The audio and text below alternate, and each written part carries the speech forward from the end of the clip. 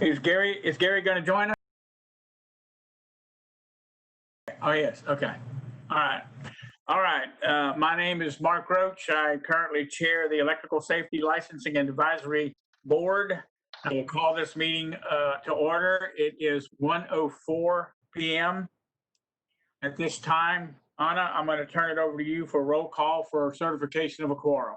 Okay, presiding officer Mark Roach, Present. Michael Gramillion, Present. Present.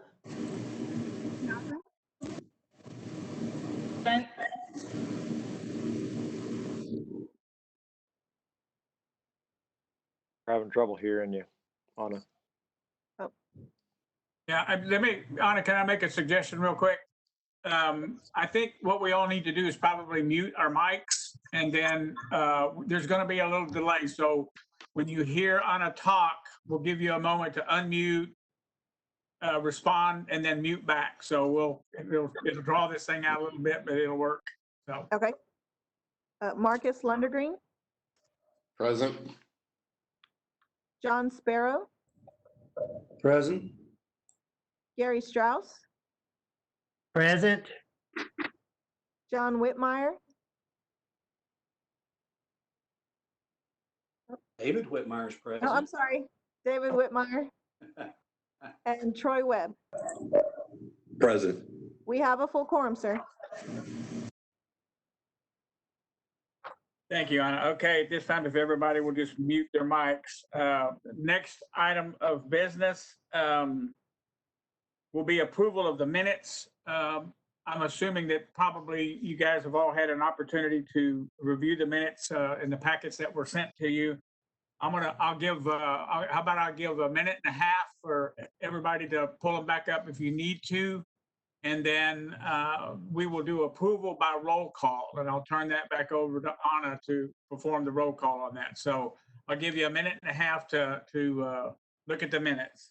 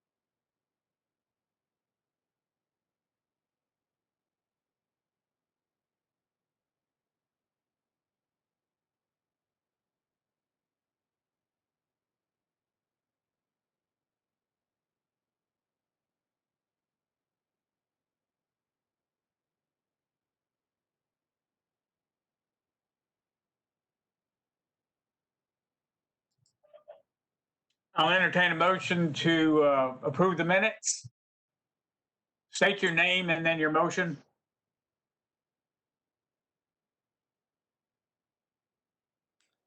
Mr. Roach, this is David Whitmire. I make a motion to approve the minutes. Motion, do I have a second? Marcus Lundergreen, second. Down, Anna. Okay, and if you'll call the roll for approval. Yes, sir. Michael Gramillion, Approve. John Lewis, Approved. Stacy Malcolm, Approved. Marcus Lundergreen, Approve. John Sparrow, Approved. Gary Strauss, Approved. and David Whitmire, Approved. and Troy Webb. Approved. Motion passes, sir. Thank you, Anna. Thank you, board. All right, moving on to item D on your agendas. On training, I'm going to turn it over to Mary Winston. Thank you, Presiding Officer Roach. And you actually hit up on some of this in your opening statements. This meeting is being conducted by video conference, and the public is watching via live stream. Persons who signed up for public comment will have a chance to do so later in the meeting. The meeting is also being recorded and will be available to everyone on our YouTube channel. So here's some tips that we want to make sure we have a public meeting. Keep your microphone muted until you'd like to speak. It's what you touched upon earlier. Please put all phones on silent and turn off all other sources of noise in your workplace. State your name before you begin speaking. Raise your hand if you would like to speak. Make sure your hand is visible. There is a raised hand feature in many of these formats, but sometimes that's missed. But if we see a hand, we'll know to give that person a chance to talk when the chair can call upon you. If you have any problems connecting during the meeting, try to let the chair know and also contact our staff, and we will do our best. We do have staff here who are monitoring. There are several of us who are in the office, as well as Mr. Fickle, who is helping run this meeting behind the scenes. Stay on camera during the meeting, even if you aren't speaking. If you need a recess, let the chair know. If you get inadvertently disconnected from the meeting, rejoin the meeting using the same link that you used to join the meeting initially. Things may be a little awkward since this is our first video conference meeting for this advisory board, for all advisory boards actually. That's okay. We will adjust and we'll still go through the agenda items and take care of everything we need to act on today. Also, if a member of the public is commenting, we've already sent out links. We asked already for anyone wanting to submit a written public comment to do so, and if they want to speak during the meeting, they've received a link to do so. There may be a delay. If so, again, we're just going to pivot and take our time and get through all of our meeting items today, and we want to thank everyone for their participation.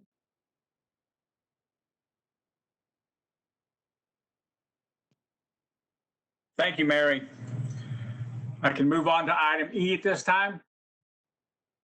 Okay.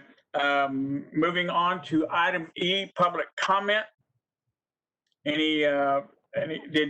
we have anybody that wants to get online with us? Yes, sir. We have Ned Munoz. He's already in on the meeting here. If you see caller in user 2, that's Mr. Munoz. Mr. Munoz, if you have 3 minutes, you can go ahead and make your public comment now.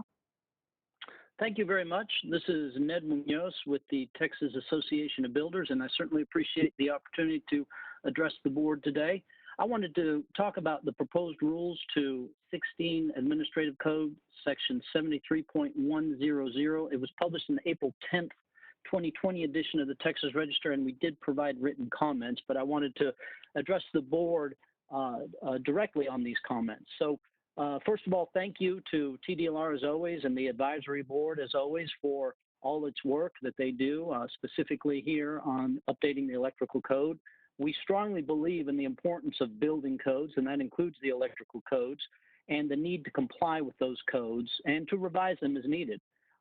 We have no opposition to updating the code. We understand that TDLR is statutorily required to do so. Our concern is that making the code effective too early during these times of the COVID-19 pandemic could create some significant issues. And we ask that that effective date be delayed until December due to these issues. I think a longer period than normal is going to be needed in order to do this properly. I did provide those written comments, but I'll go through quickly the major points.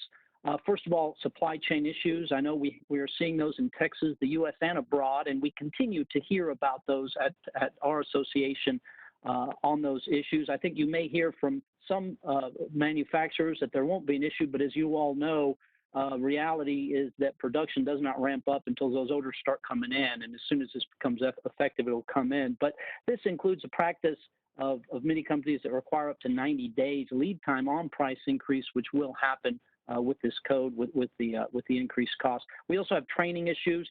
Builders, contractors, inspectors must be trained in the new code, and training is hard to do effectively and efficiently during this social distancing and so forth.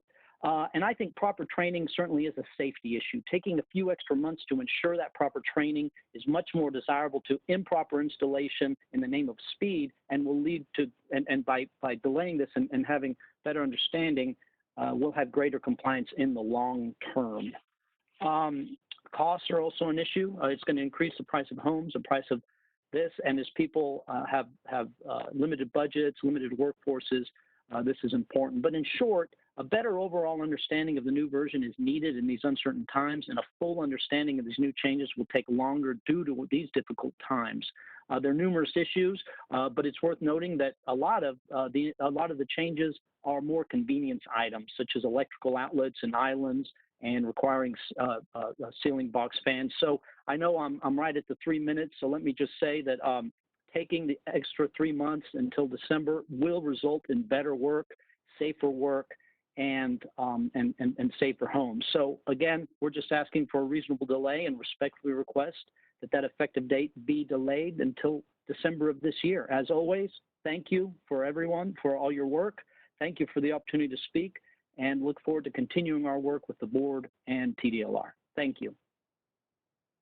Thank you, Mr. Munoz. So Chairman Roach here. Thank you for your comments and your insight. Moving on, any more public comment? No, sir, Signed he's up. the only one. He's the only one? Okay. All right, then we will move on to there being no more input from the public on this meeting. We'll move on to item F, discussion and possible recommendation on proposed amendments to an existing rule 16 Texas Administrative Code, TAC Chapter 73, Article 7310 regarding the electricians program. The proposed amendments are necessary to adopt the 2020 National Electric Code as required by the Texas Electrical Safety and Licensing Act, Occupations Code 1305.101A. I'm going to open it up for discussion, starting with Doug Jennings. Thank you, Chairman Roach. Thank you, advisory board members. Just to refresh your memory, it's been a little while since we met. There have been some intervening events. I'm not sure if you're aware of them. On January 8th, your board unanimously voted to publish amendments to Rule 73-100 in order to adopt the 2020 National Electrical Code with an effective date of September 1 of this year. That proposed rule was published on April 10th. We received 12 comments within the 30-day comment period. We received 3 comments I think we can characterize as in favor of adopting the code effective September 1. We received 3 comments in favor of adopting the NEC, but with a later date. One suggested date was January 1. One commenter suggested that we stay 1 cycle behind, which personally I don't think is feasible considering our statutory obligations. And as you just heard from Mr. Munoz, they recommended December. I believe their rule comment contained a date of December 15th. We did not get any comments in opposition to adopting the NEC. We received 2 comments, which I think we can classify as neutral, just had some comments about the fiscal impact statement or the text of the rule, and we received 4 comments that weren't really applicable to the rulemaking. So after discussion today, I will ask you to recommend that our commission adopt the proposed amendments to this rule. I would like to suggest one change, however. The text of the rule currently reads, the proposed amendment currently says we adopt the 2020 National Electrical Code as adopted by the NFPA. I would like to change that word adopted to approved. That more accurately reflects what NFPA does with respect to the electrical code. And I'm free to answer any questions. And if you have any technical questions about code requirements, Jerry Daniel is on hand for that. Thank you. Mark Roach, Doug, if I understood you correctly, you want us to vote to adopt the 2020 code approved by NFPA, or do you want us to approve the 2020 code adopted by NFPA? We will adopt the NEC that was approved by the NFPA. Okay, all right. Yes. And so I believe some of the comments were in favor of a different date. You just heard from one commenter, but the original text suggests an effective date of September 1. So if that is the date you choose to move forward with, the motion would be to recommend adoption of the rule as published with one change, and that would be to change the text to say approved by the National Fire Protection Association rather than adopted. Okay. So at this time, you guys need to tell me if it's appropriate or not. Before I entertain a motion, can we have discussion? Mary? Yes. Chairman, you can do it either way. You can take Okay. discussion now, or you can have a motion and have discussion on that motion, however you want to approach it. Okay, if it's all right with everybody, then I would prefer let's have some discussion first, and then we'll entertain motions. As you all know, those of us directly involved in the electrical business, the 2020 code is pretty impactful. And it has a number of issues which have been brought up, obviously, by Mr. Munoz and some other of the comments made about the impact on costs. One of the other impacts that it's going to hit is our testing. Our testing starting September 1, should we adopt, will start covering the code immediately.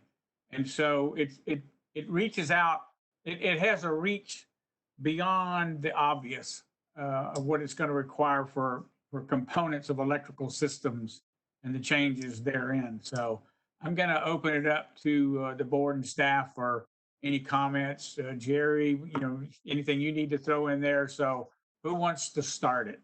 Raise your hand. Okay, John Sparrow. Thank you, Mr. Chairman. This is John Sparrow. I have a question for Doug, and I think I've got two questions really. My first one is in regards to time. Are we obligated to adopt or recommend the proposed amendments to be in effect this year, 2020, or can it in fact go to, for instance, January 1 of 2021? Thank you for the question. It is not clear how much leeway we have, just speaking frankly. The statute says that we shall adopt the updated version of the NEC every 3 years as it is approved. And so my reading of that is kind of the closer we are to that date of approval by NFPA, the more in line with our statutory obligation we are. But it doesn't say within 3 months, within 6 months. I think I read that as within a reasonable time, but I don't think there are any strict limits on it. So it is an open question. John, you had a second part to your question. I did. The second part of my question is really in regards to the cost. But I think one of the main concerns and the discussions that I've had with folks within our industry is the exterior shutoff that's going to be required. And it's, that it is a cost item, but I think more so the implications of potentially people tampering with your electrical system. And I know that there's right now a breaker that essentially shuts off at the main breaker panel, generally on the outside of the home, that shuts off the electrical to the home. But a big red lever type of function on the outside of the home, which is typically used in a multifamily attached type environment where you can shut off a whole meter bank from a fire perspective. The addition of this one big shut off on the outside of the house leads to several different issues. One, security. Two, just kids and different things messing with your home, and then obviously the additional cost. And I think that's something that, while I feel like it's extremely important and safety for our firefighters and electricians who are working on the home to be able to shut it off, they have the specific knowledge, or at least enough knowledge, to open up the large breaker panel and shut off the home. And so if there are homes that don't have breaker panels on the exterior, I think that would be a better amendment than having a large kind of shut off lever on the outside of the home, for several different reasons that I just said. Doug, response? I would just a couple of things. You mentioned cost. Our fiscal impact analysis largely focuses on cost to regulated persons.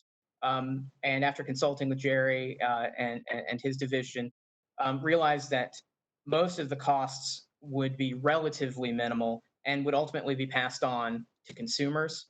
They wouldn't necessarily be borne by the licensed electrician.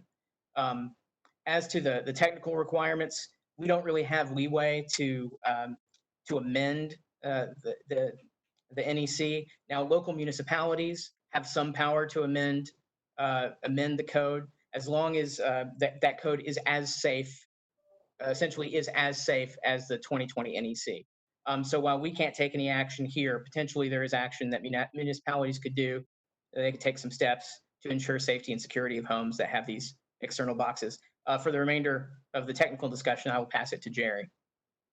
Okay, before you speak, Jerry, I'm gonna let Brian in. He had his hand up first. Jerry, you'll follow. Mr. Chairman, if it's okay, I'll defer to Jerry and then I'll do my comments afterwards. Okay. We're speaking more about the timing issue versus this technical issue. Okay. All right. So Brian's going to defer. Then I'll get back to Brian, and then Stacy after Brian, I'll call on you. Okay. All right. Jerry, Okay, you got the can you floor. hear me? I can hear you.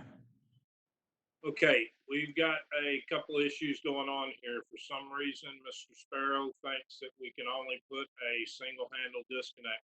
There's actually about 4 ways that this could be done or achieved.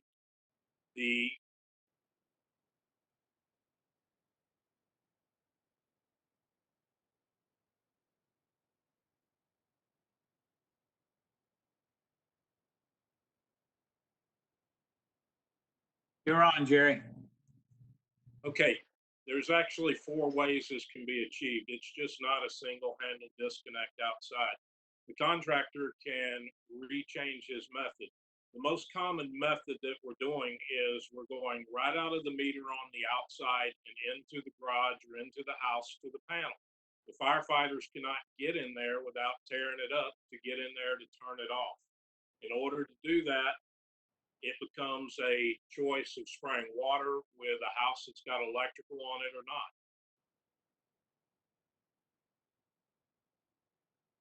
The bottom line becomes that this is a very big safety issue.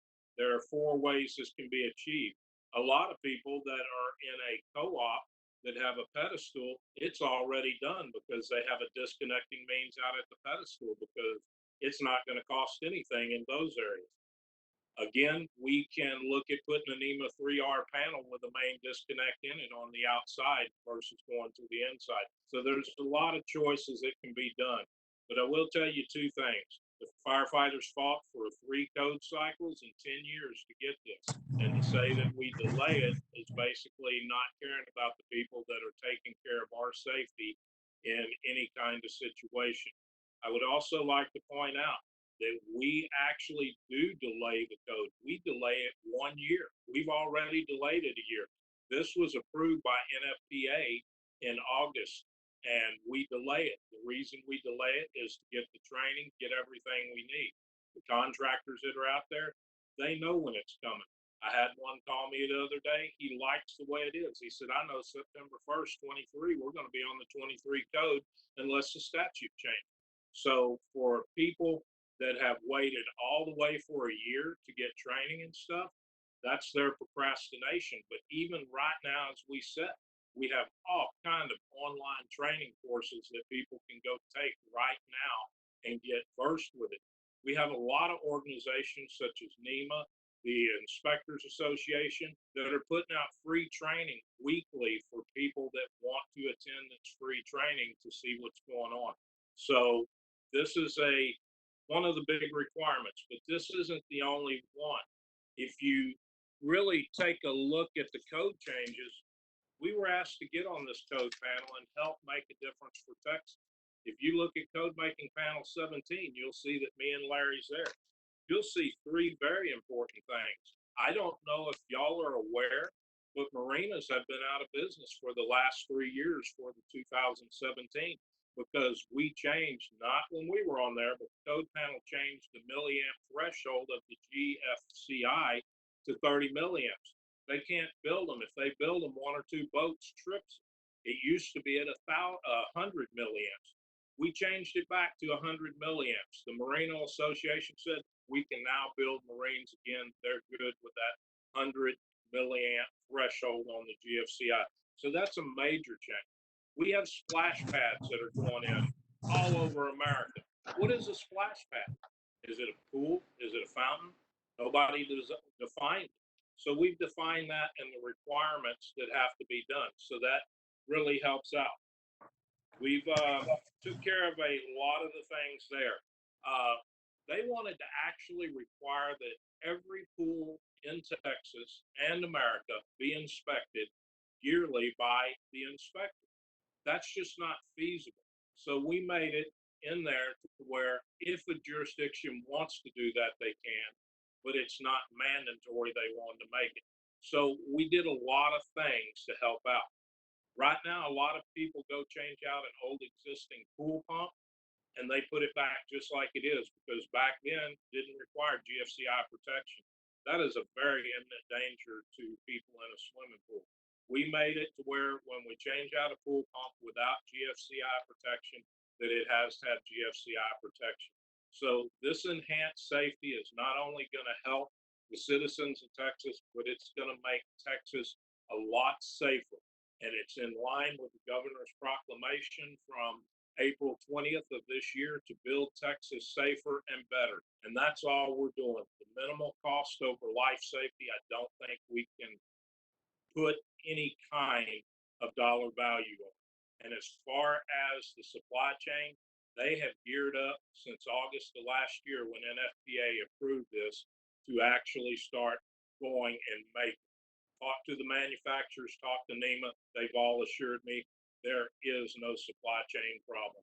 So with that, you have all the information in front of you, and I hope you make the best decision. If there's any other questions I can answer, feel free to ask. Okay. John, you want to ask something specific to your question that Jerry just answered? Mr. Chairman, thank you. I just would like to respond to Jerry a little bit and thank him for the knowledge. Identify yourself, John. Identify yourself. Yeah, John Sparrow. Mr. Daniels, thank you for that information. Very informative, especially on the exterior shut-off panels. I wasn't aware that you could use several different methods. My understanding was that there were only a couple of different methods. You explained that there were at least 4. So thanks for that. And then in regards to the timing, I personally and my organization are experiencing a significant supply chain issues, particularly with breakers and GFCI outlets from where we get them from, I guess, particularly China.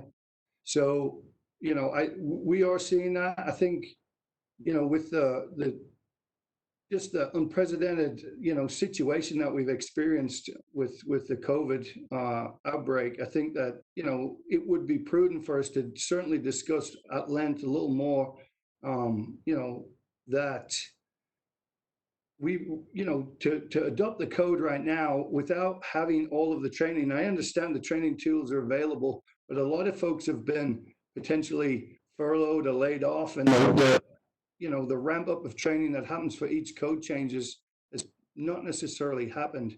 I know different organizations, and I believe TDI and a few others have, you know, expanded and you know, delayed that their code changes just to give people an opportunity to.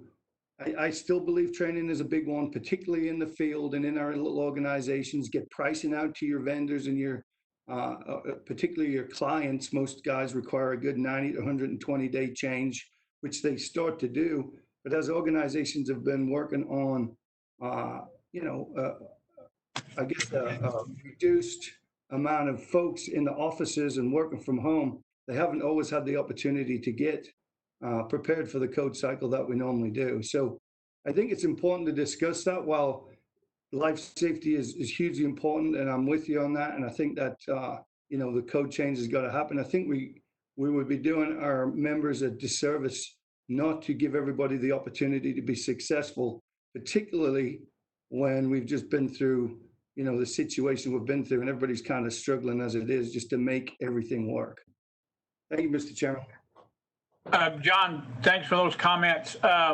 Chairman Roach here. I'm going to turn it over to Executive Director Brian Francis here in just a second. But before I do, I think there's one very important thing to keep in mind, folks.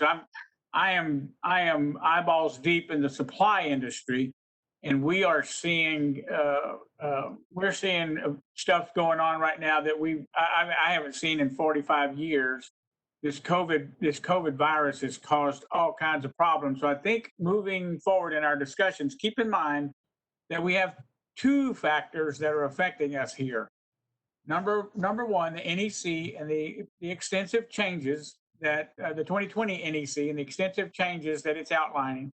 Number two, the COVID virus. I can give you one manufacturer for an example, and John, this may help you understand some things that you're experiencing. There was a COVID event in their manufacturing plant in a Mexico facility. Square D, in their infinite wisdom, instead of dealing with that specific event and sanitizing the plant or whatever they needed to do, shut the entire plant down. The entire plant, okay, which meant no product got manufactured. They are so far behind in that plant, it's unreal. We have empty shelves in our supply houses. Home Depot, Lowe's, everybody is being impacted by this failure to produce. And it's just, you can scratch your head and you can question, why did you do it that way? It doesn't erase the fact that it's been done. And so here we are, unable to get product. And so I think it's important that we understand that both of those conditions exist, the code and the impact of Corona on production. With that, I'm going to turn it over to Executive Director Brian Francis. Stacey, you're next. Mr. Chairman, Brian Francis, Executive Director with TDLR. Thank you.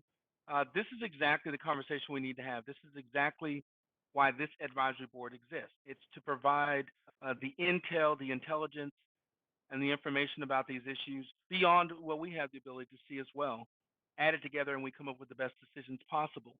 To answer John's question earlier, we're not married to that September 1 date statutorily. We have the opportunity. We are, by virtue of us holding this meeting virtually, we're dealing with some unprecedented stuff. We're in some new territory as a society, as an agency, and so we need to factor those things in. My commission's been very open to listening and recognizing that we're going to do things a little differently. I want to let the advisory board know you have options. Now, you take this thing past January, that's our commission's not going to be looking at that. But we all know at the end of the day, we're going to have a new code, and these new elements of safety are going to be out there on the street. It's just a matter of deciding what's the best way to get out there and when's the best timing to accomplish that. Factor in the uncertainty, factor in your experience, Chairman Roach, and the other input that the advisory board members have, and then just make your best recommendation. Our commission is also going to be reviewing this back and forth and trying to factor it in as they take this issue up on June 30th. So with that said, if there's a different date that's in mind, that's available for the advisory board to open up. And if September 1's the date, that's fine too. But just make sure that, Mr. Sparrow, that you know that the deliberation that you want, this is our opportunity to do it. And so let's all avail ourselves of talking about this issue until I grow hair on the top of my head. Let's just be here as long as we need to be here to get the best answer today. And there may be a different answer, a few weeks from now as things change. But at the end of the day, get the best answer we can with the brains that we have available. Mr. Chairman, that's all I have, and I'm available to answer any questions. Anybody got a question specific to Executive Director Brian Francis? Okay. All right. Stacey, you're up.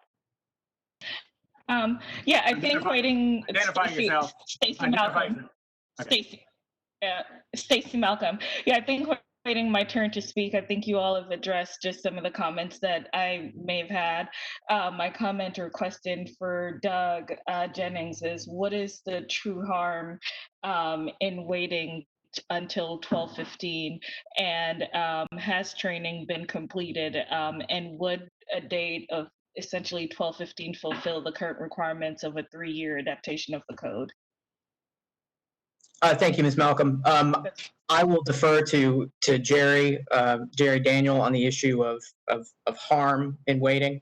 I can say that even if we waited until January, I still think we'd be in compliance with our statutory obligations. But as Mr. Daniel said earlier, the code was adopted, in fact, in late August of 2019. It is already, our effective date of September 1 will be 1 year plus the time that the code's adopted.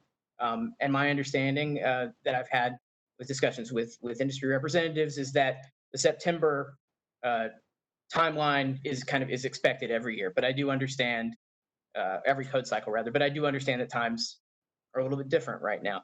I'll gladly defer to Jerry on the issue of of safety concerns for those 3 months, that 3-month delay. Jerry Daniels, you have the floor. Okay. I look at life safety as the most important thing we do here at TDLR, especially in the electric department.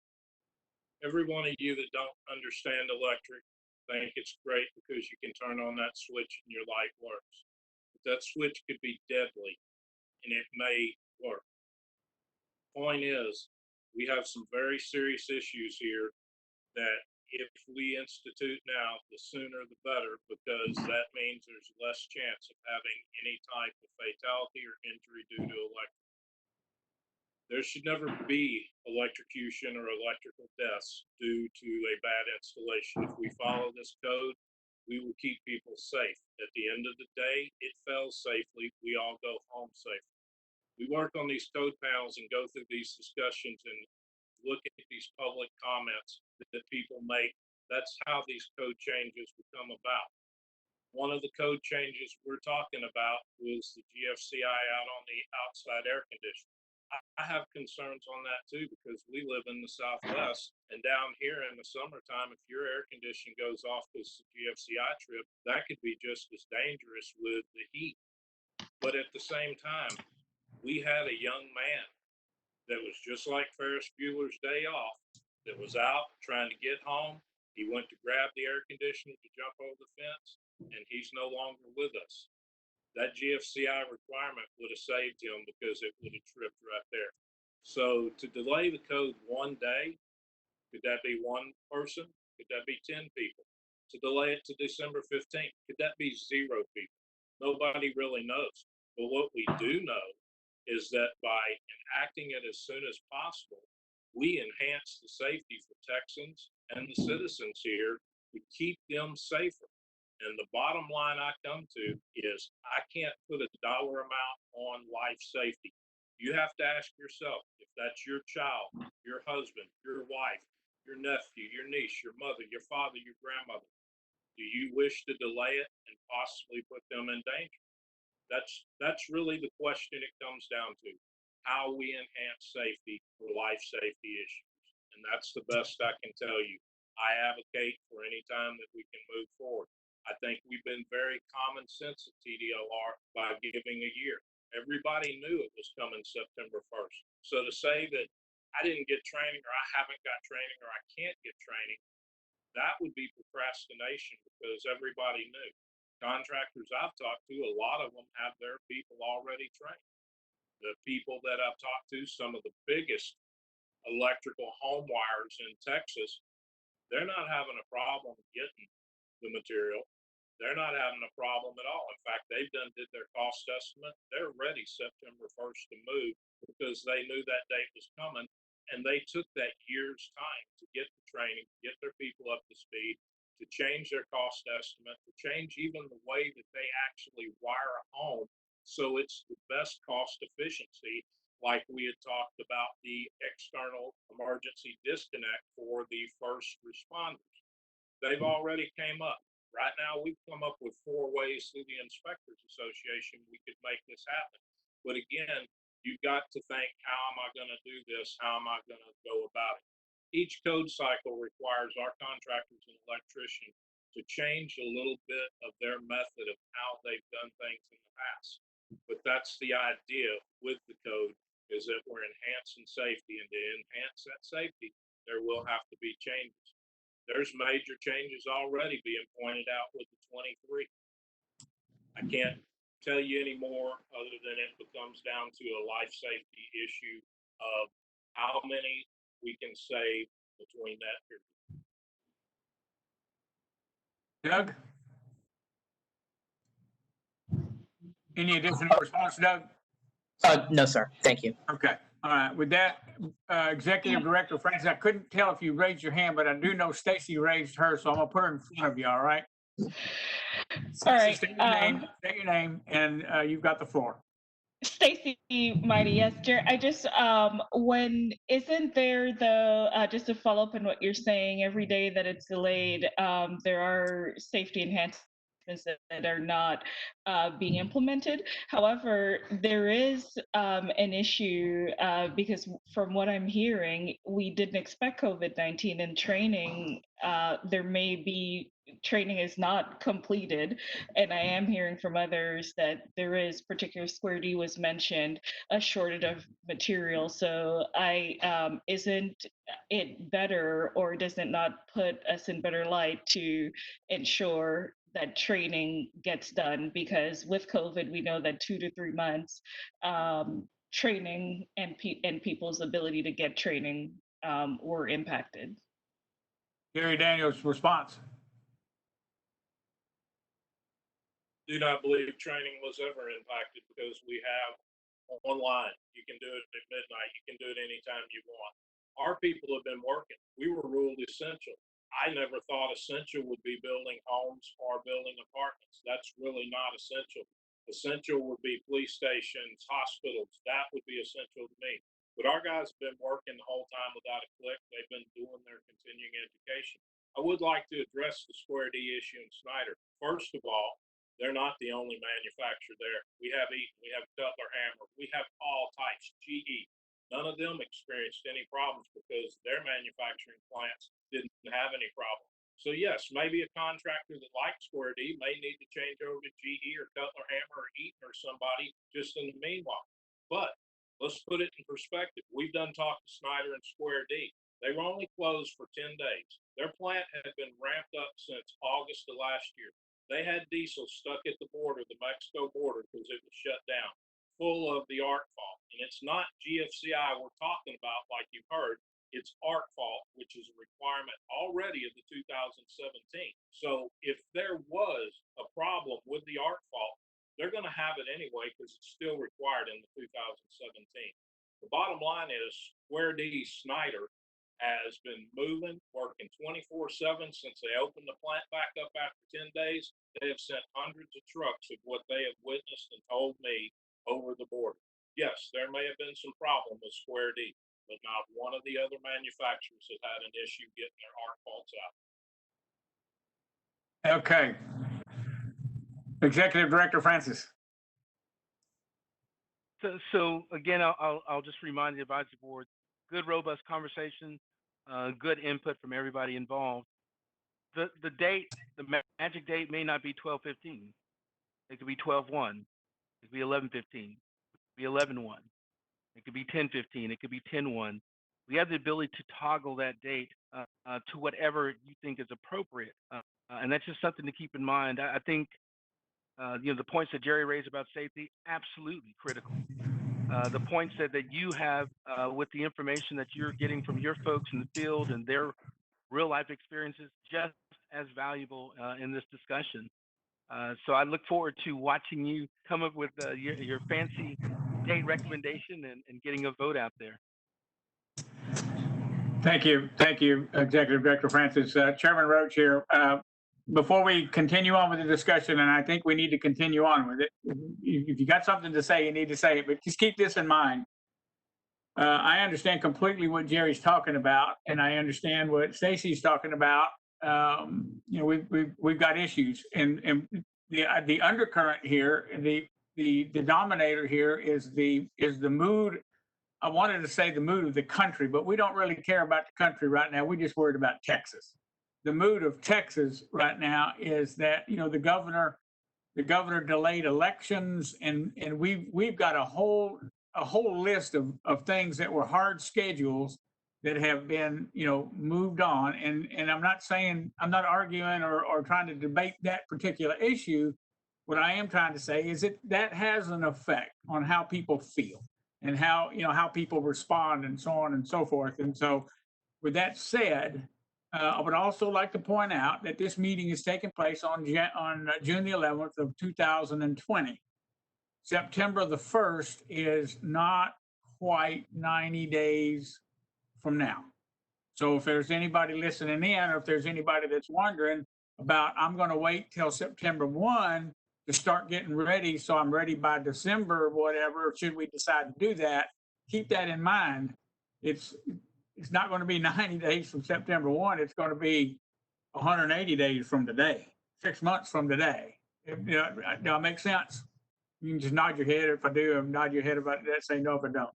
So with that said, I'm going to entertain the next question. I think, David, did you have your hand up? Did you raise your hand? David Gonzalez? Okay. All right. John Sparrow, identify yourself. Thank you, Mr. Chairman. John Sparrow. And so, you know, I think we've kind of all thinking the same thing. I think a big part of what we've got to think about is there's been a major disruption in our normal preparation and cycle of what we're doing. So I think the code is adopted in August, the year prior to every time we recommend and the code actually goes into effect. We've lost 2 or 3 months here.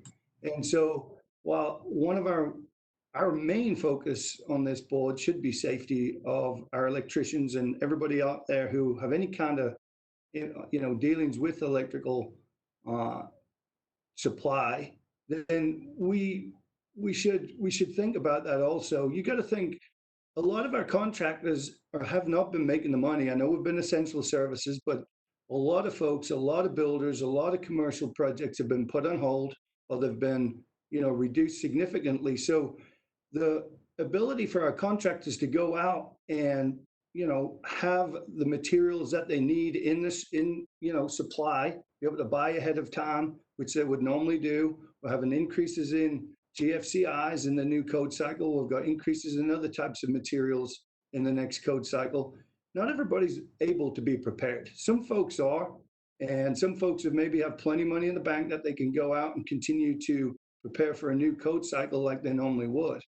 But I think you've got to bear in mind the disruption that we've had. And so we're not asking to extend it, I don't think, for 6 months or a year or anything like that. We're just asking for that time lost back. And so whatever that date ends up being, whether it's, you know, November, December, January, whatever, I think once we get that back, we'll be able to give our industry the best possible chance of success. And I don't know about you guys, but pretty much everybody I know, including all of our trades and ourselves, need as much opportunity we can to be successful coming out of these just, you know, crazy times and unprecedented times that we've ever had. So, you know, safety is huge. And I get what Mr. Daniel said, and I don't think any of us can discount anything that he mentioned there, because every day is important. But let's give our you know, industry an opportunity to be successful coming out of what we've got. So that's something, you know, we've got to weigh up. And I know that each code cycle is to get better and better and safer and safer. And I personally feel that we would give more opportunity to our industry by giving them the time that they need to be successful. Thanks, Mr. Chairman. Thank you. How about some boots on the ground, some guys that are in the trenches? Marcus Lundgren, Mike Grimion. You guys have been sitting there quietly. Y'all are the guys with experience. Marcus, I'll let you go first. Well, in my part of Texas, like Jerry was saying, most everything hasn't slowed down. They've classified everybody doing all the building, schools as essential, homes as essential.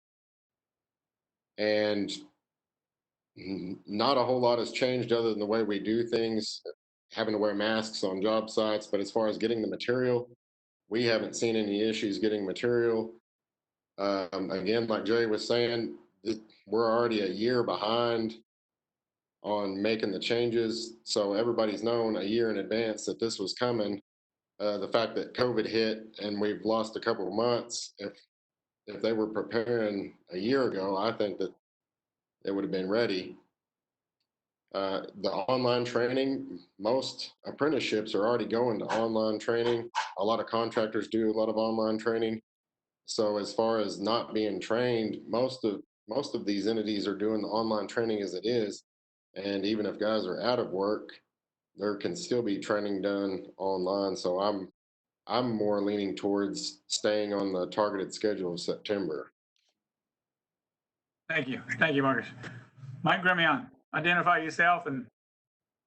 Mike Grimion, for those of you guys who don't know, my company works in the industrial sector, and our industry has been turned upside down. Just in my company alone, we went from 3,800 employees in March to 1,200 today. Getting folks to come back to work when work has resumed has been extremely difficult. The last thing that were on all of our guys' minds was training and continuing ed and all that, in particular with the unemployment situation the way it is right now, as far as the benefits that these guys are getting. So yes, I would agree that some delay to all of this cycle would be appropriate because of what we've experienced. Those are my comments, Chairman. John? John Lewis, you'd have to unmute your mic.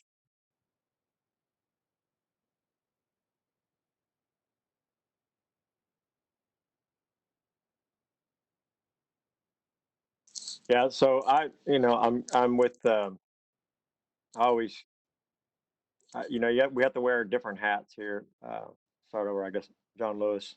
I always kind of default back to my business owner hat, and I know that we're supposed to be wearing our TDLR hat sitting here. So we probably, a lot of us business owners feel kind of the same way. We're kind of torn, and I really don't want anybody to perish because of that we haven't done the proper due diligence through the state and requirements there. But at the same time, with the last fellow that spoke, sorry, I missed his name, but it's man, at the end of the day, we've got obligation to our employees and to just keep this wheel spinning and this wheel in motion, and to make sure that at the end of the day, my employees have food on the table at home.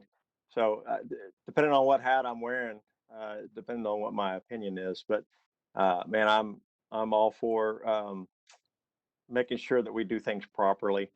And that means that we need to adopt this code as soon as possible. But I also see the logistics of delaying it. I don't personally, I don't see a problem delaying it till December the 15th.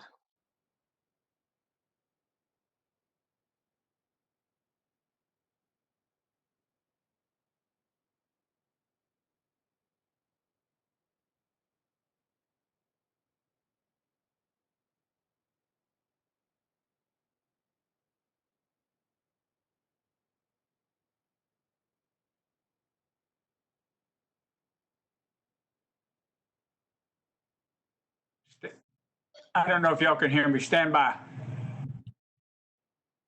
Okay. Anna, you're the expert on this technology. Anna, are we back online? Are we back up to speed? Yes, sir, we can hear you. You're good. We can see you too. Okay, raise your hand if you can hear. Well, a bunch of the video disappeared on me. Stand by.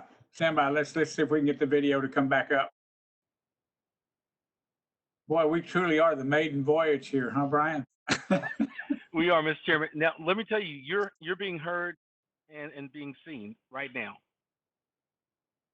Okay. All right. Very good. John Lewis, man, I really hate to do this to you because it sounded like an eloquent talk that you just gave, but I'm going to have to ask you to start all over again, because we got it about 2 minutes into yours and everything just went nuts. So All right, can I get you to try to repeat that again?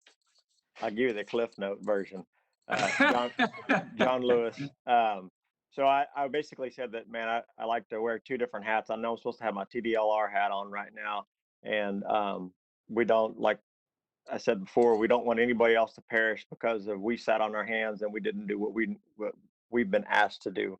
But at the same time, I feel like that we're also here to serve our industry. And at the end of the day, a lot of us are business owners sitting in that I can see in this screen here, and a lot of us that aren't business owners are responsible to those business owners. And at the end of the day, it's all about getting food on the table for our employees and actually ourselves. So with that hat on, I want to work with people and not put hurdles in front of them that it's going to be really hard for them to jump over, essentially. But at the same time, I know that we have our TDLR hat on right now, and we need to make sure that we are responsible decision makers for our industry, and make sure that and at the end of the day, we're electrical safety, and that's for our citizens. And just like Jerry said, man, it's a shame that people have perished because of the GFCI are not there. And so, man, if that's just one of the hurdles that we can take away for people out out there dying because what we, the code wasn't in place the way it should have been. So I think I ended it with I don't see any reason why we shouldn't bump it back to from September 1 to the middle of December, being 12/15. Great. Thank you very much for that, John. Chairman Roach here. One observation in that in your talk there, I loved it. It was great. And for the rest of y'all, board members, you're finding yourself being in the official capacity of a state agency board.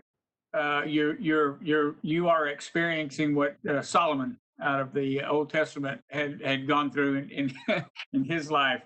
The only thing he wanted was wisdom, and that's what we need here is wisdom. And that's the point of this discussion, is to try to find it. So with that said, I'm going to turn it over to Troy Webb. We haven't heard from you, Troy. All right, thank you. Troy Webb here. I just want to reiterate with Mike that my side of the industry has been hit. So we've laid off thousands of people because the projects have been on hold in the industrial side. And right now, currently, my county, Harris County, is experiencing an uptick in coronavirus. We're like 5th in the nation now. So I would not be surprised if we do not get shut back down again, which would be detrimental to all my guys trying to train. Because some guys cannot just go simply online and read and totally understand. They need to have that class orientation where they hear it verbally from the instructor, a little bit more hands-on. And, even though I much appreciate, Daniel, your passion for safety, I'm with you 100%, right? We're here to protect the people of Texas and the consumers, right? And give them the best product, make sure they're as safe as they can be. But given everything that's going on, I don't see what 3 months would hurt if we move it back to December timeframe. That's all I have. Thank you. Before I move over to David, Executive Director Francis, you had your hand up. Mr. Chairman, again, Brian Francis, Executive Director with TDLR. I'm just really appreciating the conversation. I want to take a little bit of the yoke off of you, the pressure. The commission is going to make the final decision on that date. You're making a recommendation. But this deliberation is a key part of that information chain. It's a key variable in how we decide these things. But nobody on this panel has a lock greater or less on safety. We all want people to be safe. So I don't want anyone to walk away and say, man, if I say 12/16, I'm safer than the person who says 12/15. And well, I'm the September 1 gang, and so we're the safest. You all care about safety because your families are going to be in these homes, and your employees are in these homes. So no one has a greater lock on that. So I want to pull that yoke off you too, that your recommendation here will help be a part of the decision making, but I don't want you to feel like, oh my gosh, if I vote one way or the other, I'm condemning somebody to death. Um, you're doing your job, have the deliberations, bring your industry perspective, and then also put on that beautiful shiny TDLR hat that you got for free that happens to be invisible. Put that on your head too, and just continue to have the dialogue. But Mr. Chairman, I think you are close to after the next person, but I think you're very close to opening up the floor to a motion to kind of see where it's at, and that's how you'll really test the waters. David?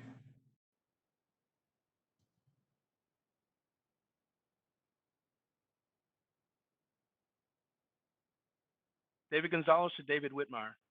Oh, David Whitmire, I'm sorry. David Whitmire. I didn't have any comments, Mr. Chairman. From my perspective, we have not been impacted too much, but we don't do homes or industrial work. Our people have been able to be trained online. Of course, there's costs associated with that. I do not see a big issue in delaying the code implementation for 90 days, which would be in the December 1 to December 15th timeframe.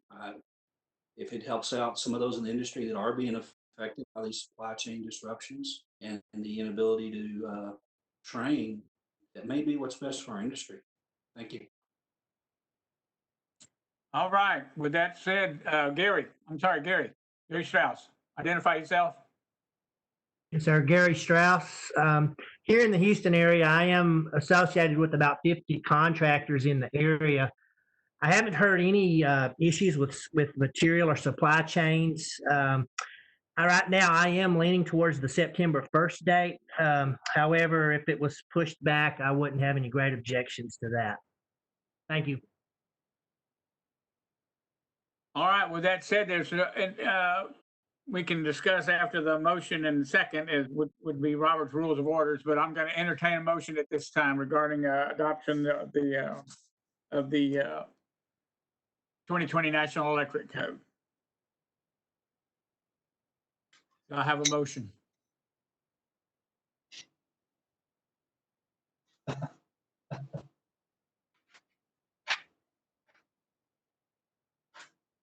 Mr. Strauss.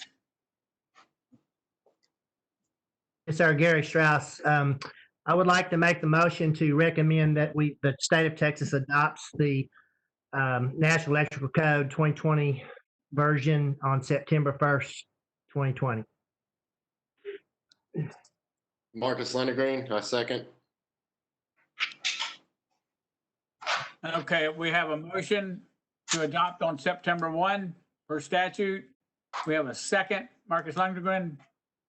Discussion, Executive Director Francis.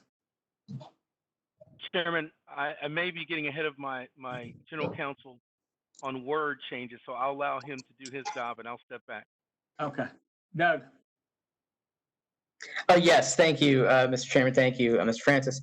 I was just going to recommend that as part of any motion, regardless of the date, that we include changing the words adopted by the National Fire Protection Agency, or Association rather, to approved by. Approved. Yeah. Yes. Yeah. If you'd like to incorporate that into your motion, Mr. Strauss. Yeah, Gary Strauss. Yes, that is correct. Thank you. Thank you. Marcus, you were the second. Yes, I second as. Okay. Any more discussion? Mr. Chairman, John Sparrow. Sorry, I was trying to mute my button to give you a motion and then you beat me to it, but I'd like to make an amendment that we do extend the time to December 15th, 2020.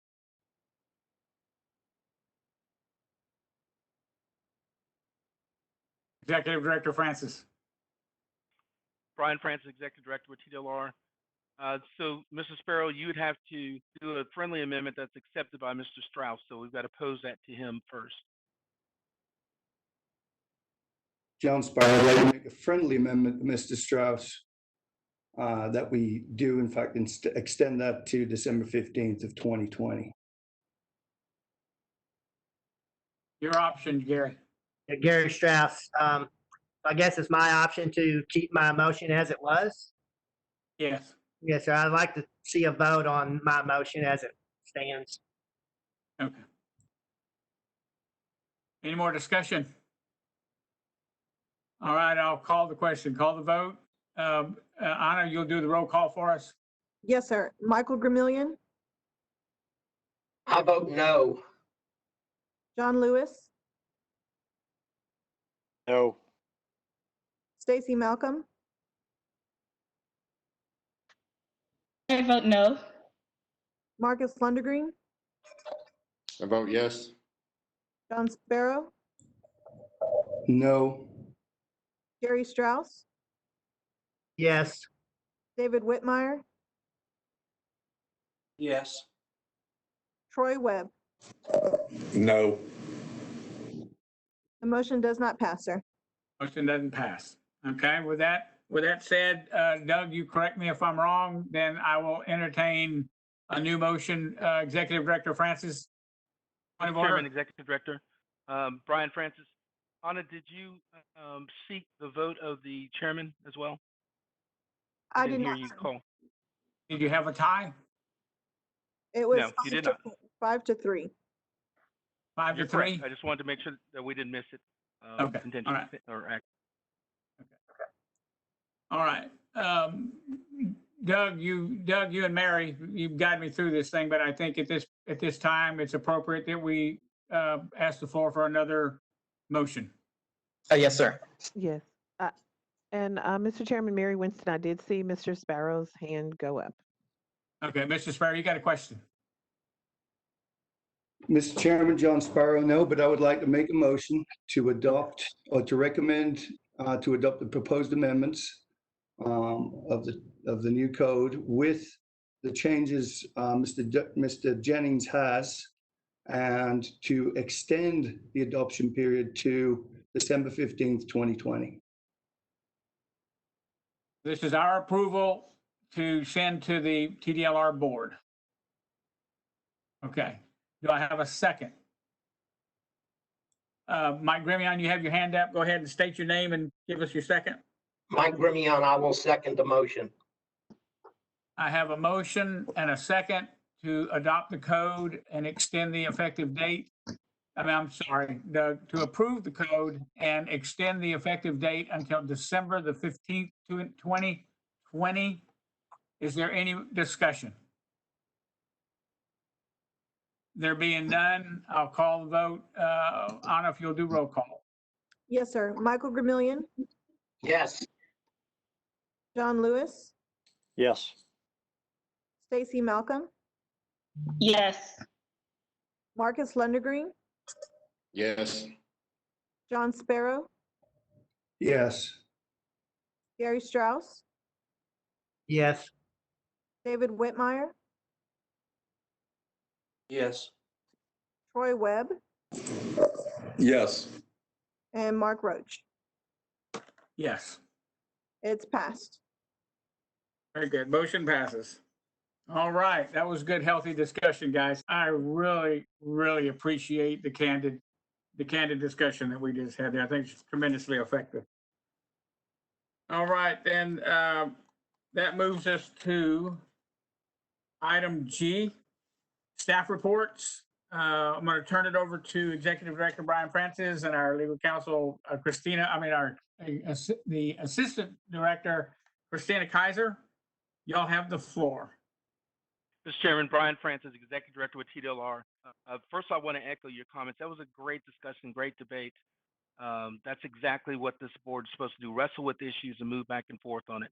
So thank you very much, one, for your service, and the check for $0 for your travel to the meeting. I've already put it in the mail for you, so it's coming to you right now. We've got 3 items that we want to quickly touch on. I'm going to let Christina start off just basically giving you just some insight into the COVID-19 response that the agency has been doing internally, as well as some of the external things that we've been doing, just like other organizations have had to work through. Christina? Good afternoon, Mr. Chairman and ladies and gentlemen. I am Christina Kaiser. I'm the Deputy Executive Director for Regulatory Services here at TDLR, and I'll talk to you a little bit about the agency's response to the COVID-19 crisis. I'm going to be looking at some notes that I have on my screen. So if I look like I'm staring off into space, it's not that I'm really just drifting here. I'm just following my notes. So like all organizations, we have been doing the best we can to follow the guidance from public health officials, from the governor's office, and then later the governor's strike force to reopen Texas. For us, this has very much been an exercise in complex problem solving. We're in an environment that has been changing daily, and so we've very much been learning as we go and kind of figuring out as we go along what our response to the situation should be. I think in keeping with Jerry Daniels' comments earlier, safety has been our top priority from the beginning, not only safety for our employees, but also for the regulated populations that we serve. So our response has been kind of two-layered. There's been the response that relates to our employees, and then there's been the outward-looking response that relates to our regulated industries. So relating to our employees, around mid-March, we made the decision to have our folks start working remotely as much as they could. We already have a proportion of our workforce that is home-based. Those are our inspectors and our field investigators. Um, but as much as we could, we moved office-based staff in Austin to a work-from-home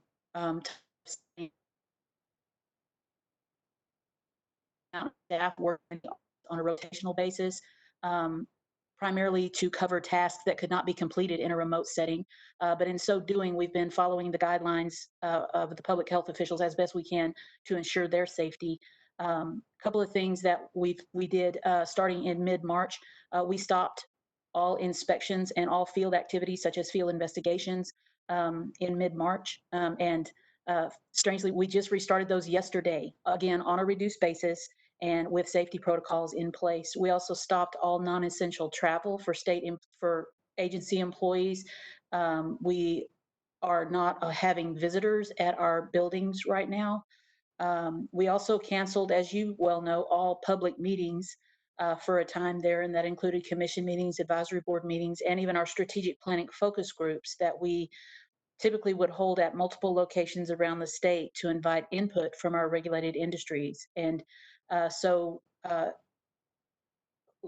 moving a little at a time, we've started holding those meetings now in various online platforms. We had our first online commission meeting, and now, of course, you are our first online advisory board meeting. So regarding our outward-looking response to our regulated industries, a big part of what we've tried to do there is just be a funnel of information. We've followed the developments as orders have been issued by the governor's office and by local jurisdictions, starting in March, and sharing that with our licensees as they are applicable, such as the order early on about essential versus non-essential businesses. We have created a space on our website to be kind of a central repository for information about those developments. If you look at TDLR's website, you'll see that on the top left corner of the main page.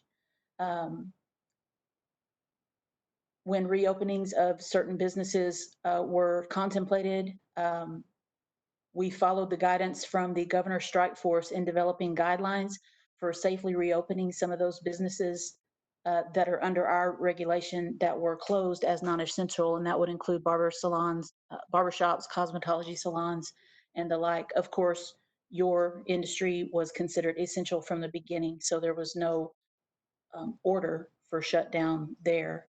We also, as part of our response for our licensees, we sought regulatory relief from the governor's office, and that consists primarily of getting the governor's approval to waive certain regulatory requirements, whether those be statute provisions or rule provisions, in order to make it easier for our licensees to function in this time. A couple of those, I'm not going to go through all of them because it's quite a long list, but a couple of those that are probably of most interest to you. we got approval to waive all continuing education requirements for licenses expiring in March, April, and May, and that has now been extended through June. We got approval to extend all building inspection due dates for in the architectural barriers program by 60 days. So if a building construction is completed, they have a limited amount of time to get a construction, get an inspections, excuse me, for compliance with the architectural barrier standards. So inspections that came due in March, April, May, or now June, their deadline has been extended by 60 days.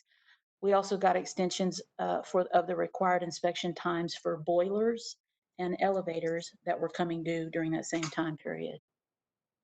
And one other one I'd mention is that we got approval to waive late renewal fees for our licensees who seek to renew their license late. And specifically, that's late renewal fees that accrued between March 13th and June 15th. As some of our regulated industries have started to reopen. As I said, we've been sharing guidance on best practices to ensure the safety of not only our licensees, but also the public that they serve. And we have certainly been keeping the safety of our employees uppermost in our minds. For example, as like yesterday when we restarted inspections and field investigations. A couple of the key reopenings, barber and cosmetology salons were allowed to reopen starting May 8th. Massage establishments and laser hair establishments were allowed to open starting May 18th. Our contractor for licensing exams, PSI, reopened on May 22nd at a reduced capacity, and all these things are reopened right now at a reduced capacity. We are doing what we can to help to increase that capacity by maybe creating alternate routes for certain high volume groups that tend to take up a lot of seats at the testing sites. So we continue to learn as we go and follow the developments very closely and try to share that information as best we can with our licensees. Brian, please add anything that you feel I've left out, and I'll be happy to answer any questions. Thank you. Mr. Chairman, Brian Francis. Christina, they say always surround yourself with people that are smarter than you, and you just proved that I'm surrounding myself with people that are smarter than I am. It was a fantastic presentation. I appreciate it. Mr. Chairman, I want to talk about two issues, the strategic plan and the sunset report. Very quickly on the strategic plan, the COVID-19 displacement of our agency's efforts and leadership remotely did not stop us from producing what I think is one of the most critical documents that any organization can produce. It's what are we going to be over the next 5 years? It obviously was amplified that how do we factor in this COVID moment into who and what we're going to be moving forward. The strategic plan is on our webpage. If you go on our main webpage, scroll down to agency reports, you'll see it under organizational reports. And so I encourage you to take a look at it. I want to highlight just a few things that are in there. Number one, you're going to see the story of TDLR, what we believe, who we are, who we serve, and how we get it done. The advisory boards are highlighted as a key piece to our decision-making matrix, how we use this input. And again, today is a perfect example of how the technical expertise of the advisory board members will serve our commission well and making decisions that not only impact your industry, but also impact Texans across the state. You'll also have a little section in that strat plan that says, 2 years ago, we asked for your input and we told you we were going to do these things. Here's what we've done so far. I think it's always important to go back and fill in the blanks and say, if I asked for something and told you I was going to do something, I'm going to follow up and let you know my commitment on that. And then going forward, it lists our 5 goals. These goals are going to drive our agency's activities. The first one is to fully implement whatever recommendations come out through the sunset process. We'll touch on that in a little bit. The second one is to continue to be the agency that I want us to be and that we are, which is an agency that streamlines rules, that removes regulatory burdens, that lowers costs, and that lives and breathes efficiency. That's something that we're always going to try to find ways to being more efficient, and we're learning those ways in this COVID-19 moment. The third one is, let's don't let this incredible opportunity go to waste. This has changed the way that agencies and government and businesses are doing business, and we are going to learn from this COVID-19 moment as well as other disasters. We're already queued up and getting ready for the hurricane season that started on June 1st. We are going to document and identify the lessons learned. John, we're going to identify where we made mistakes in the middle of COVID-19, and we're going to learn from that. And we're also going to identify best practices that we've adopted in this moment so that we can lower the costs and how we serve our licensees and Texans going forward. The fourth goal relates to just being smarter and more targeted. Christina used to be the director of enforcement. This has been a goal that we've had in place now for about 4 years, if not 6. This goal simply says, man, we only have limited dollars for enforcement. We can't go after every complaint because not every complaint is created equal. Some are nitpicky, some are just paperwork complaints, and the others, they harm consumers. They harm them financially, they harm them through physical, whether it's a combative sports event. We want to focus our resources, enforcement and regulatory resources, on those that cause consumer harm, those that deal with human trafficking elements, and those that provide consumer protection. And our fifth goal that we have out there is looking at recognizing the fact that we're going to continue to receive programs. We're going to have programs transferred to us, and it's our job to make sure that when that program arrives at TDLR, that we improve the administration and the services that those programs receive when they get here. And so that's something that will drive us, those 5 things. In that next section, we have what we call our strategic initiatives, which basically are recommended legislative changes that we think should be made. We pared down our focus on it because we knew going into this cycle that Sunset is going to be carrying the big load on those 24 legacy programs, which include electricians, air conditioning contractors, and those programs that have been at TDLR. We have about 9 strategic initiatives. I only want to highlight a few of them for you. The first one talks about safety. We've echoed that. It's talking about having an initial inspection done in residential elevators. Right now, the residential elevators, there's a decision that was made that says a contractor doesn't have to be one of our registered contractors to install it. And 2, it doesn't have a requirement that that home or residential elevator has an inspection. We think it should. We think there's a safety component there that may save, as Jerry said, a life or may save a little kid from being severely damaged when they're playing in and around that equipment. The other one that I want to bring to your attention very quickly is that we've already identified what we think could be some changes that relate as a result of our experience during COVID-19.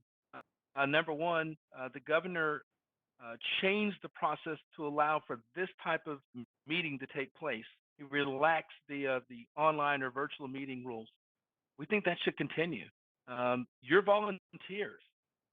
That's a long drive, John, from Buda. That's a long drive to come to a meeting, and maybe it's 25 minutes, maybe it's 30 minutes, maybe it's 2 hours. But if we can hold these meetings, over the online like this, we can ensure that we have even greater representation across the state of these experts. They don't have to worry about how much is going to come out of their pocket, how much is going to take away from the business. So we think this is a great vehicle for us to continue to use. We also, said give some consideration to the executive orders and giving us the ability to make a determination if a license should be suspended, revoked, or denied if they violate that disaster or health element that's been put in place. So those are a couple of big ones that impact you. Mr. Chairman, I'm going to segue into the Sunset Report. And I want to emphasize these things have all happened while we've been working remotely. So some of the heaviest projects and things that impact our agency have been taking place remotely, and I'm really proud of how the staff has responded to it. The Sunset Report was issued on Thursday morning by the Sunset Commission staff. It includes 7 issues. The first issue is recommending that the agency be continued for 12 years. We're excited about that. We wanted to go through this review. We started this sunset process with a simple quote by Richie Norton that said that every sunset provides an opportunity to reset. And we know that TDLR could benefit from having this thorough look by the Sunset Commission staff that will allow us to be a smarter and better agency. And this report really positions us for that. Another piece in issue number one that I think ties to the Electrical Advisory Board is that it would give us the ability to create interdisciplinary advisory boards. What does that fancy word mean, Brian? Well, what it means is that instead of going to each board and saying, let's have a full-blown conversation about how we can change the dynamic in the construction industry, how we can have more uniformed approach to construction-related matters, we can create a board from this advisory board of maybe 2 members, and then 2 members from the air conditioning board, and 2 members from the code enforcement board, and the IHB board, and the other building code boards, and say, let's have a universal conversation about what's going on in the construction industry and get that very universal global input, and then take that back to the respective boards. So we're excited about that. For our health programs, it's going to allow us to have a very standard, uniform conversation about telehealth, which was a big deal during this COVID-19. How do we get telehealth up for the behavior analyst or the speech language pathologist or the audiologist? Issue number 2 obviously hits your industry directly. This is the issue that's speaking to deregulation. Sunset has identified 6 programs that they want to deregulate in their entirety. That's not the electrician program, but it did identify 2 of the license types, the journeyman industrial electrician license and the journeyman lineman license are 2 licenses that the Sunset staff is recommending for deregulation. Oh my gosh, Brian, why are they doing that? That's a good question for Sunset. This is their staff report. When you go on our webpage, the very top right corner, you click on that, you're going to go to the report. You can be able to read it in detail, but it also gives you a link directly to Sunset staff so you can provide them your feedback and your input. Oh, I think this should happen. I think it should not happen. That public input goes directly into their matrix. August 19th and 18th and 19th, there's going to be a public hearing. Don't know if it's going to be virtual or in person yet because we have that time between us, which will allow for folks to continue to have the conversation. As an agency, TDLR, my commission, cannot go and lobby and say, oh, you better not do that.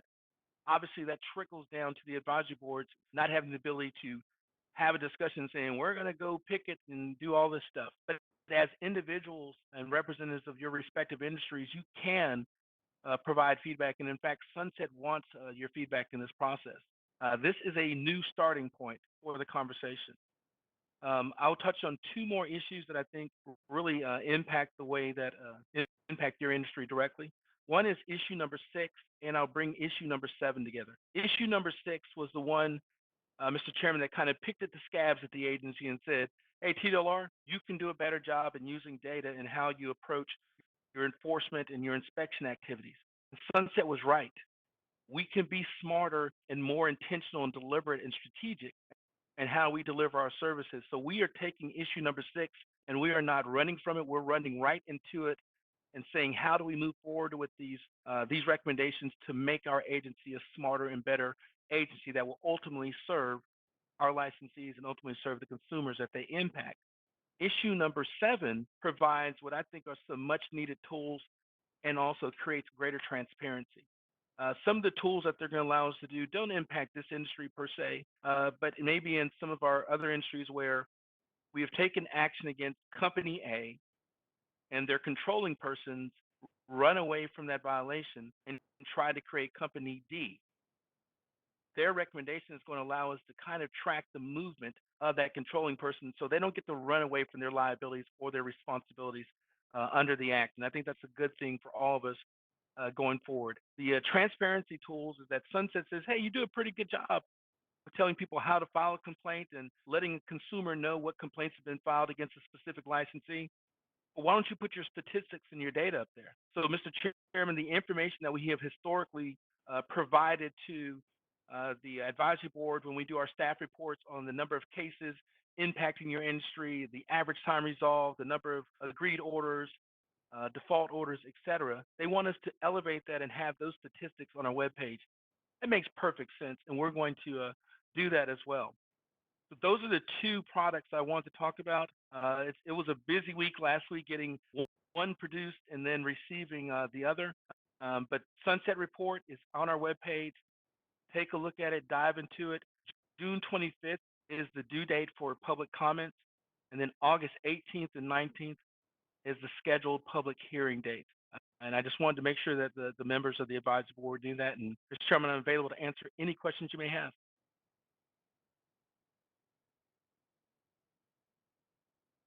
Mr. Francis, it looks like we've lost Mr. Roach.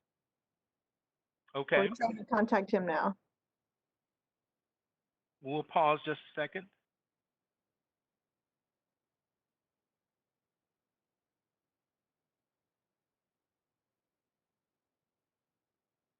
Man, I thought I did a really good job of speaking too. I hope he doesn't ask me to repeat all of it. You're Gary. almost done. Yeah, you were almost done, sir.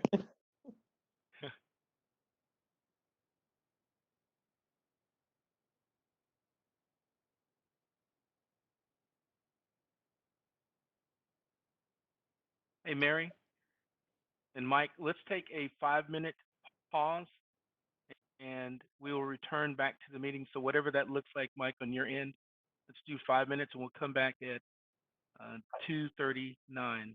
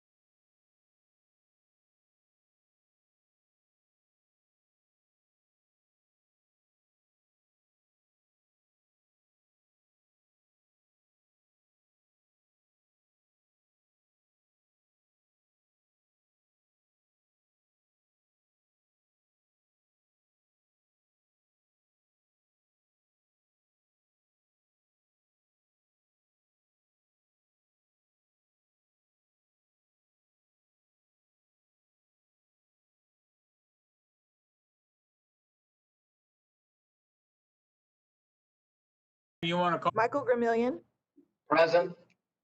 John Lewis, Present. Stacy Malcolm, Present. Marcus Lundergreen, Present. John Sparrow, Present. Gary Strauss, Present. David Whitmire, Present. and Troy Webb. Present. We're all here, sir. Thank you, Anna. Brian, I'm going to turn it back over to you, Executive Director Brian Francis. Mr. Brian Francis. Mr. Chairman, I just wanted to conclude again my remarks, particularly about the sunset report, is that on our webpage, we have a link in the upper right corner.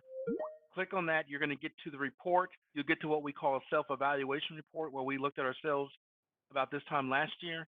And then it's also going to give you a link to where anybody can provide public input directly to the Sunset Commission through June 25th. And then on August 18th and 19th, there'll be a public hearing of the Sunset Commission to hear and to receive feedback about the Sunset Report. And so I just want to encourage everyone to avail themselves of that opportunity if there's something in there that they want to discuss with the Sunset Commission. Mr. Chairman, I and Christina Kaiser are available to answer any questions the advisory board may have. Okay, before I turn it over to the board for any questions, one comment from me. I asked for permission to send the results of the report, the TDLR agency report, out to the public, and Mary granted me that permission. Thank you, Mary. And I'm assuming, Brian and Christina, if you've not heard any rocks on the windows at your office coming from the outside, everything must have looked good to everybody. Mr. Chairman, that's not an assumption I'm going to make, but I think there's enough in the report that rightly so, there will be folks who want to either improve what the report says or to change it in certain ways. And that's exactly what this part of the process envisions. There is a public component that says, send us your feedback, and Sunset stands ready to hear that. They're very open and they're very smart. Well, Brian, Christina, Anna, Mary, David, Jerry, everybody else, Doug, I've been on the advisory board for quite a while now, and I can tell you I've seen an evolution that's just unbelievable, absolutely incredible, and I am extremely proud to be associated with you guys and thankful for the opportunity to be able to serve with y'all. I'll open it up to any other board members. Questions or comments? Can always tell you're doing a good job when nobody has a question or a comment. Okay, does that conclude the staff reports? Okay, all right. With that said, then moving on to item H, recommendations for the agenda items for the next board meeting.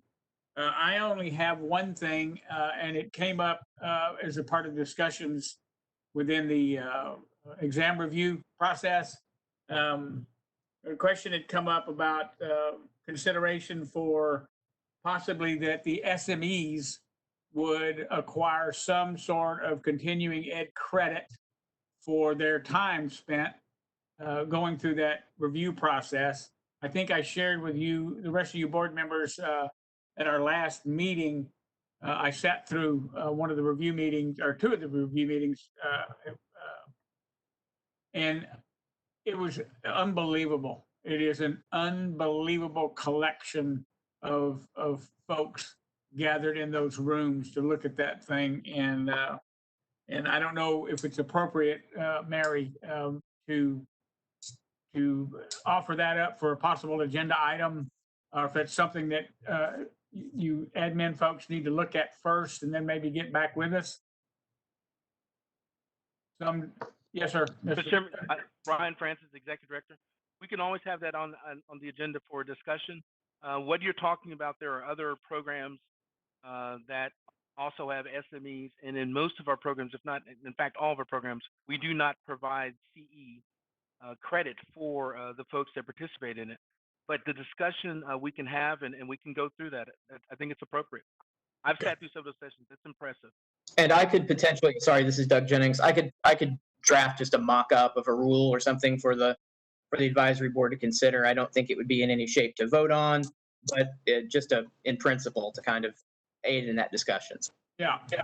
It's for the rest of the board members, it's not a 4-hour deal. It's 3 days or 2.5 days. It's extensive. It is deep, and it is an unbelievable amount of intelligence floating around in a room with absolutely no egos at all.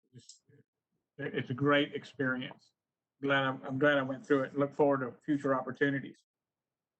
Anybody else have anything that they would like to see placed on the agenda for our next board meeting? Okay, with that said, then one other thing, I had been on the lookout for an opportunity to hear from Elaine. From I can't remember her last name. Elaine from the Sunset Commission. Emily. I'm sorry, Emily. Emily Johnson. Yes. Yes. And so I suppose, and I think I posed the question to y'all, Brian, that what was the Sunset Commission going to do? And everything appears to be moving forward at this point. I haven't heard from her, so I'm assuming that that's good news. No news. I think that's good. I think that's good news. She has my number. Okay. All right. So, anything else for the future agenda for our next meeting? All right, then moving on to item I, discussion of date, time, and location of the next board meeting. Administrative input first. Yes, sir. Executive Director Francis. Mr. Chairman, Brian Francis, Executive Director with TDLR. If I could recommend, we could move to an October meeting. And the reason why I'm choosing that date is the decision meeting for the Sunset Commission is going to be September 23rd and 24th. And so we will have some specific guidance from the Sunset if there are going to be any implications as it relates to the journeyman industrial license and the journeyman lineman license. So I think that will get us further down the road. Obviously, we'll provide information about the Commission's decisions in regard to the NEC and those sort of things as well. Okay. Mary, did you have your hand up? I am moving, Mr. Chairman, sorry, very slow on my unmute button. Our executive director is really quick today. So he got it in there. So I'm good. Thank you. Okay. I was going to say that Mrs. Francis probably says the same thing, Mary.